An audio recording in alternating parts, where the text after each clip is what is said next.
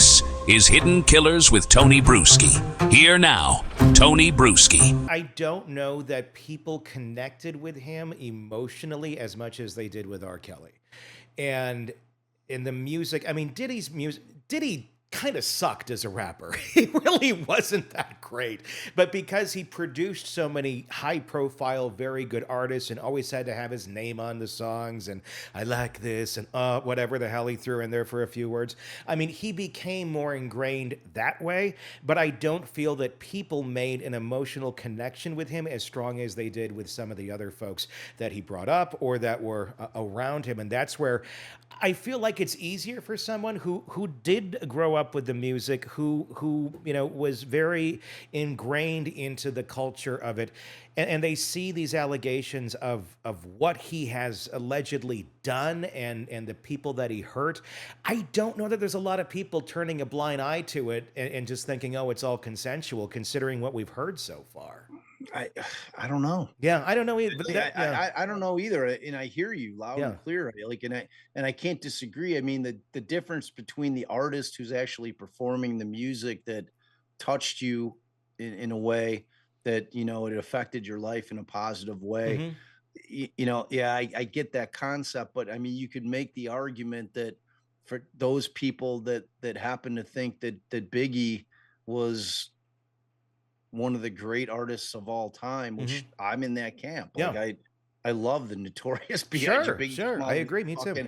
And like he's the the wonderkind of Diddy, man. Well, it's like when you look at the artists that he brought along and that he discovered and turned into what they became, I guess the question then becomes is like, are people aware of that? You know what I mean? Because you're right. If you're taking the factor of like, he's not the guy who's doing the singing. Yeah. But he's the guy who's making the music. He's I mean, he's behind it. He's certainly a presence in it, but the person. I don't know if people do make that kind of connect. If theoretically, let's say none of this happened, there's no charges against Diddy. We're back about a year ago before charges were made. Hell, let's take it back 10 years before anything, most of this ever really came to public light. Let's say Diddy got shot 10 years ago and died. I don't think we'd be seeing Diddy memorials on the sides of buildings and t-shirts and anything and everything you see today from Notorious B.I.G. or Tupac that are still flaunted around today as, these are really powerful black men who have made some amazing music and really had an influence on the culture. I just don't think that there is that passion behind Diddy, and I think that's where I think a jury pool honestly is not going to be that hard to find that will be unbiased, even if they do like his music. I don't know. That's just kind of, he doesn't have that emotional raw connection with the audience, which is also why I think he always had to feel like the only way I'm going to get this what I want with all this money that I have is I have to pay sex workers. I have to drug people. I have to have other people drug people and bring people in and basically kidnap them to keep them with me. I don't think that wasn't Biggie, that wasn't Tupac, that wasn't most people. But I think Diddy was always kind of the outcast, kind of the odd duck kid, and I think he still lived that insecurity throughout his life to a very extreme extent, which let him swing the pendulum the other way to make him go so extreme to the other side. But at the end of the day, still very empty, because despite all of his successes, despite all of his bringing all these people up in the world and making the impact that he did, I don't know that a lot of, a majority of the audience ever looked back on Diddy and went, yeah, he did that. I think most people who aren't super into this the way we are investigating this and looking into this or being part of the music industry as I was for 20 years, most people look at Diddy, I think, today, or did before all this came back out and people started revisiting it, as the guy who is like, how you living, Biggie Smalls? And, he plays that one line in the song. He does the, I like this. He had a handful of songs that were all minor hits, and and he did the Come With Me song back in the Godzilla soundtrack, which that's the one song of Diddy I do like. But I don't know. It's just it's a perspective thing, and I totally respect your side of it too. It's just an interesting way of looking at how he's perceived versus someone else in the same sort of Yeah, situation. no, man, and it's a fascinating a fascinating conversation, and I don't disagree with you in that sense. Like if I think it about, and I listen to quite a bit of hip hop, and I Mhm. always have. I've been like, I'm old, man, so Yeah, I'm OG shit. this So is like yeah when that this was our stuff. yeah, so when that stuff was rolling out, mid '80s, late '80s, early '90s, and when I kind of think about what I thought about Diddy, is I didn't. So Hmm. to your point, Yeah. like I never really gave him much thought one way or another. Obviously, I knew him Hmm. of him. I knew what he was doing. I knew his branding was phenomenal. Hmm. It's like when I was drinking Cîroc vodka, I fucking knew that was Diddy's shit. I You still drink know, Cîroc vodka, and I like it. right? Yeah, it's like, I mean, the guy could make a brand, Yeah.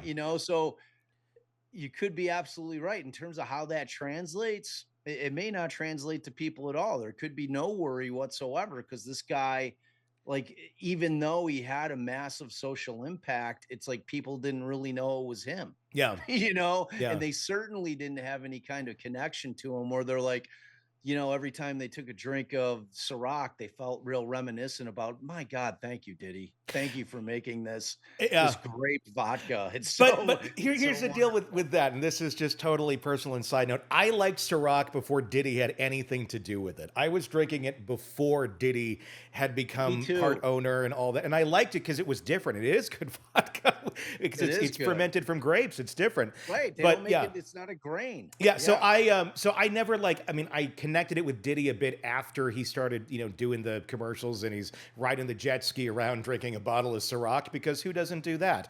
Uh I do it every weekend. every- oh, hi officer on the boat patrol. I'm just drinking some Ciroc. I saw Diddy do it. I'd assumed it was okay. It's got the cool jewel in the bottle, officer. Don't you see that? It's like, yeah.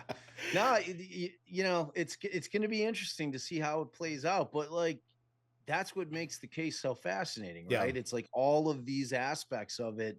Will those kind of things come into play? I don't know. Maybe Yeah. not. It's like I Yeah. just like I think if he gets a jury of 12 middle-aged white folks, that he's fucked. Hmm. Yeah. I think if he gets a jury of his peers, where he's got, four black people, eight white people, and the black people are more in tune with culturally what he meant to black people, Hmm. you could have a problem, man. I'm Almost just saying, almost like that guy. OJ-ish. Are you saying kind of where it's like we don't care, we kind of think you did this, but you were such a strong figure and influence in our community, basically jury nullification Well, is what we're that's talking what I'm about? Yeah, suggesting because I mean, and again, like Diddy just dwarfs anything that OJ may have brought to the sure. fucking table. Like AJ, like OJ's like doing what, the Avis commercials, and Yeah, was like a really good running back for the Bills, yeah, right? So, but like in terms of kind of turning the world on its head, I mean, the guy really is the one of the primary reasons that rap was able to, and hip hop was able to break through hmm, and become mainstream. sure. I mean, like the impact that he had kind of like on that level Hmm. is massive. Yeah, I mean we And like but like you said, like people may not know that. You know what I yeah. mean? No, I agree. And he certainly did break down walls. I worked in Wisconsin in radio at a top 40 in Green Bay and some other areas up there over the years when he was at his peak, when these songs, the hits were coming out. And it was a very white top 40 type station. So like talking the station like in the early 2000s is still playing Def Leppard over like new Diddy or new, insert black artist here who has a really good hit song because, essentially of some of the higher ups and advertisers being a bit racist. And it was like, well, if you play that rap stuff, we're not going to advertise. That's just how it was. And it Yeah. drove us nuts who were on the air and in programming because it's like, the audience wants this music. But if we ever did get some of those songs through on a station that barely played rap, even if it's the #1 song, it would have been Diddy, typically. Maybe Eminem, 50 Cent on a good day. But there was so much other music. Like, we weren't playing 112. We weren't playing like Missy. We weren't playing any of that stuff because it was deemed to be, too black, as stupid as that was. And again, I hated it. I did not stand behind it. I was always fighting for it. But yeah, I mean, but to give your point, he broke through. He was one of the few artists that even the super white culture was like, oh, he's safe enough. He's doing a Diana Ross song in the background, and they thought it'd be a little more safe. I don't know. It was stupid. But yeah, he certainly was the one who did break through and opened that door for being eventually, you got to break these stations down and go, look, you got to play this stuff. It's hit songs. People love it. But yeah, he was at the forefront of that without a doubt. 100%. And it's not just the songs themselves, but it's the beats. Oh yeah. Like I mean, like the beats, like these producers that make beats that are just these beats that are so catchy that you're immediately, just waiting for whatever the hook's going to be in the song. Yeah. You know what I mean? But it's the beat that draws you in, and it's like, I don't know, man. Yeah. It'll be interesting to see how it shakes out. It'll be interesting to see what the jury veneer is made up of in terms of who's going to sit on that jury. I mean, it's in Southern District, Manhattan. So it's like, it'll be, the whole thing's fascinating, man. Really is. Off of the federal indictment, Diddy recently filed that $50 million defamation lawsuit against an attorney, against someone making allegations of having some of these tapes, which the federal indictment talks about the tapes exist. And also Nexstar Media, who owns News Nation, for some of the comments, some of the allegations that were coming out on Banfield. I don't know where this is going to go, but seeing what we're seeing now with the superseding indictment, the federal government basically semi-describing the videos that they are in possession of. Where do you think that goes at this point? Or was it all just kind of a strategic move to try and get a little bit of positivity over here and induce a little bit of doubt of, wow, he's suing for $50 million. He must really think these videos don't exist, when, well, they kind of do. And if you're going to go into a civil suit like this, again, that opens up a lot of discovery for even more information and depositions and such. That's the big thing, because we talked about this. Like, I think you brought up like a month or 2 months ago. Yeah, it's been for a little while. Yeah, you were like, well, let's. Does he file a defamation suit? And I'm like, well, I mean, if he does, the defense defamation is it's the truth. Yeah. And like, so again, it's gonna bring in that whole concept of they're gonna get to depose him.